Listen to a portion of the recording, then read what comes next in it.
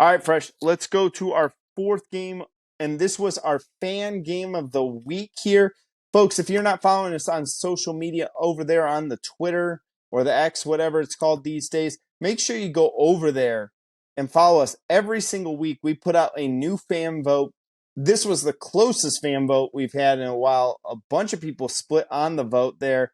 Over 100 votes coming in this one. And the winner of that one is Minnesota, traveling to North Carolina Tar Heels in this game. Fresh, this right now at time of record, UNC at Chapel Hill is only a 7.5 point favorite. The over-under is set at 50 for this game. Ooh, let's talk about this one, Fresh, because I think we differ a little bit on this game. Well, I think we've said in the past that PJ Fleck is one of the most underrated coaches. This might be one of his tougher assignments, though, because this offense is – you don't have Tanner Morgan. You don't have Ibrahim anymore at running back. You're really trying to get – you lost Michael Schmitz, the center. He's gone. Lost a lot of your veteran playmakers. Working in a whole new offense. Right now, this offense is not at the point that it can survive getting to a track meet. They're averaging 19 points a game after beating Nebraska, and folks, we've all seen Nebraska, and Eastern Michigan. Your offense isn't even scoring 20 points a game. Now, Nebraska's defense is good, I'll give you, but Eastern Michigan is not exactly, a powerhouse defensive effort, and that's supposed to be one of your gimme wins. You're putting up some points, get right ball games, and you didn't really get right. So that's what concerns me.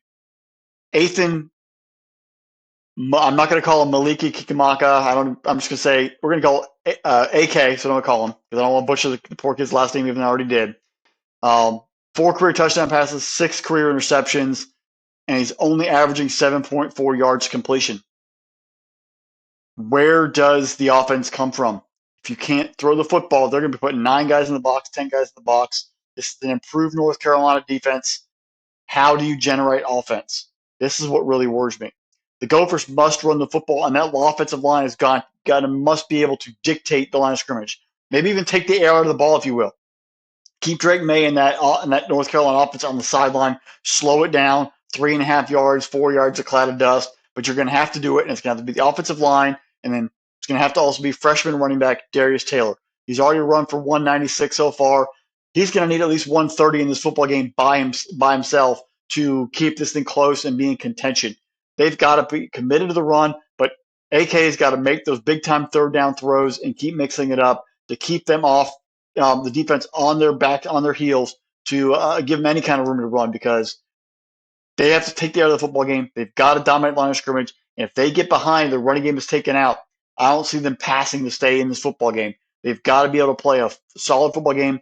PJ Fleck has got to have his team well coached and be able to play. On the other side of the ball for Minnesota, is this defense really good, or is it good because they play bad offenses and they look fantastic?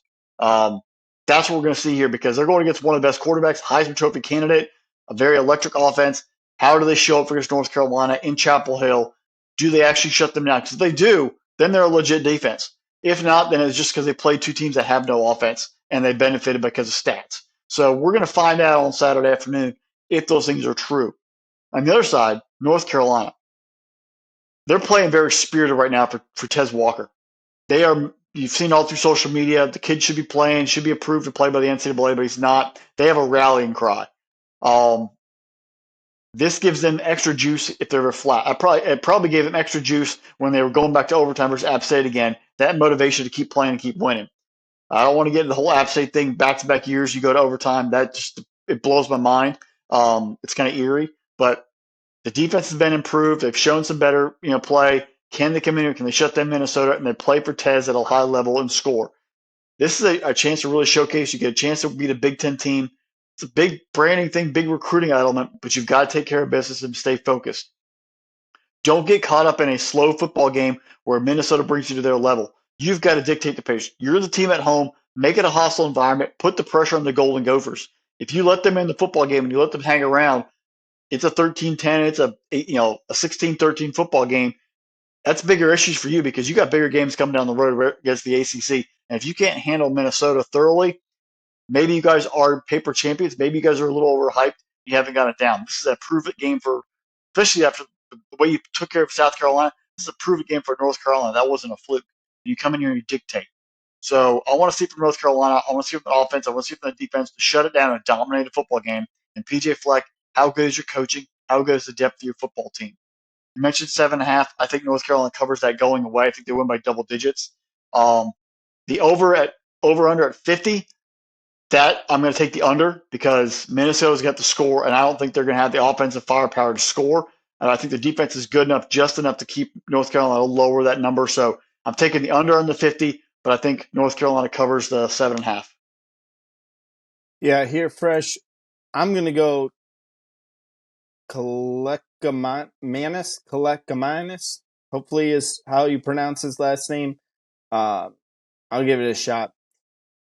It's the interesting thing with Minnesota to me is that the fact that PJ Fleck's team normally was a run the football, hammer the rock. They're still doing that. They still have two really Darius Taylor and Sean Tyler there. Sean Tyler's the senior, Darius Taylor's the true freshman there.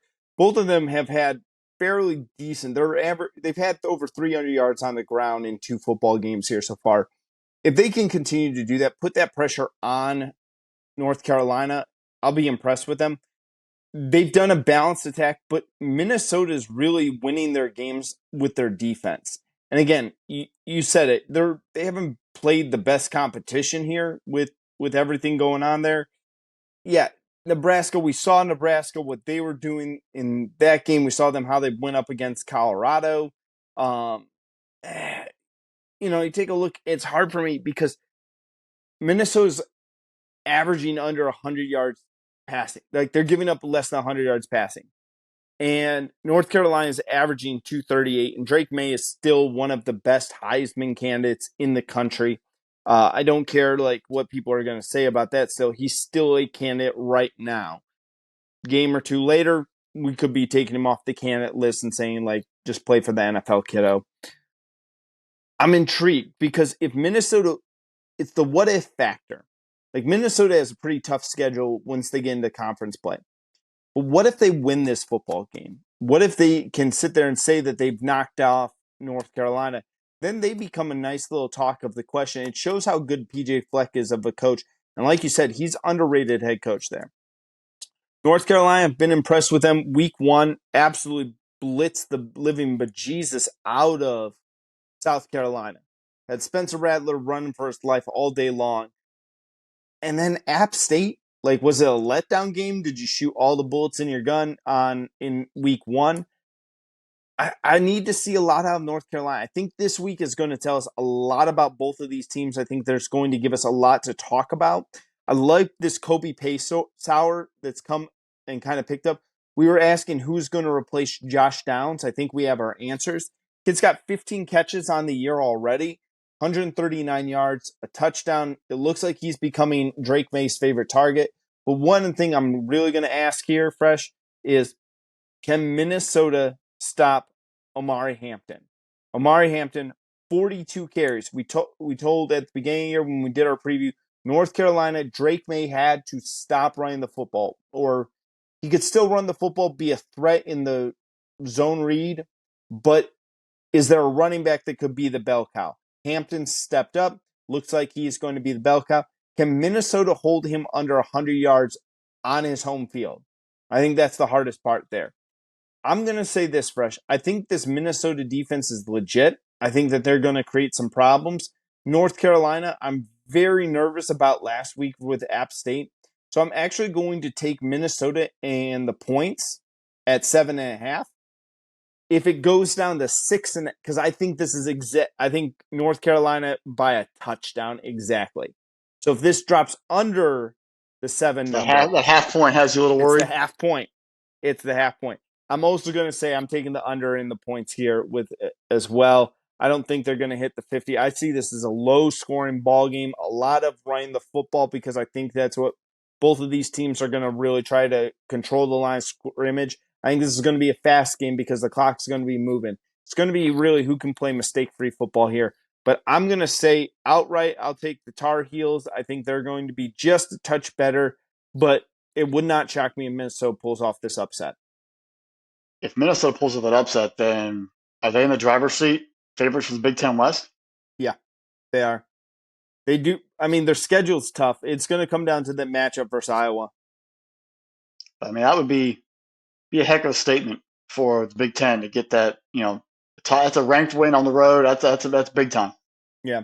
Well, Minnesota. The problem with Minnesota is that their draw. I mean, their East draw is going to be they get the Wolverines and the Buckeyes as a cross. Iowa misses both of those teams, so that's what Yeah. really gets tough with them.